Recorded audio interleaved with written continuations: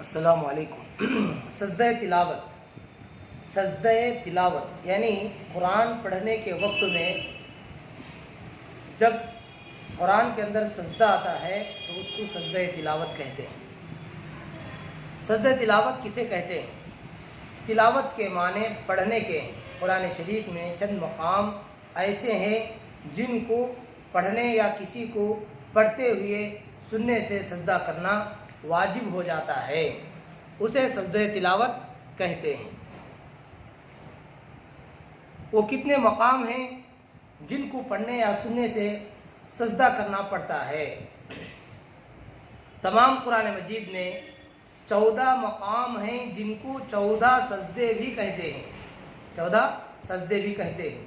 अगर नमाज के बाहर सजदे की आयत पढ़े तो किस वक्त और किस तरह सजदा करे?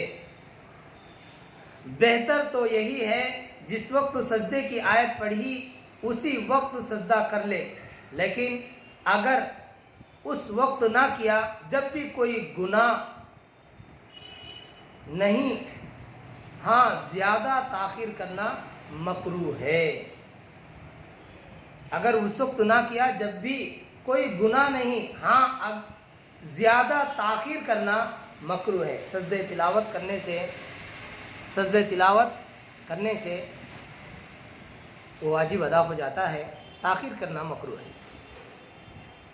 और नमाज से बाहर सजदा करने का बेहतर तरीक़ा ये है कि खड़े होकर तकबीर कहता हुआ सजदा करे और फिर तकबीर कहता हुआ उठ खड़ा हो।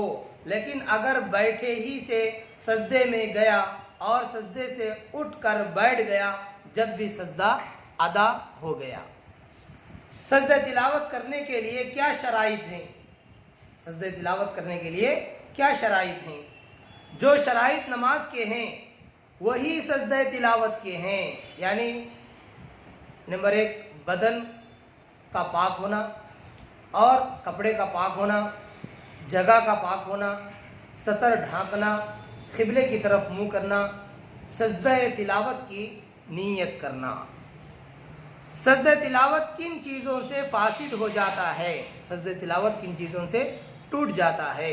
जिन चीज़ों से नमाज फासिद होती है उन्हीं से सजदे तिलावत भी फासिद हो जाता है। अगर सजदे की आयत 2 या ज़्यादा मरतबा पढ़ी जाए तो क्या हुक्म है? अगर सजदे की कोई ख़ास आयत एक मजलिस में 2 या ज़्यादा मरतबा पढ़े या सुने तो एक ही सजदा वाजिब होता है।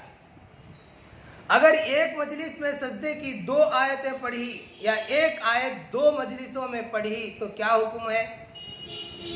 एक मजलिस में जितनी मुख्तलिफ सजदों की आयतें पढ़ें या एक आयत जितनी मजलिसों में मुकर्रर यानी बार बार पढ़ी है उतने सजदे वाजिब होंगे।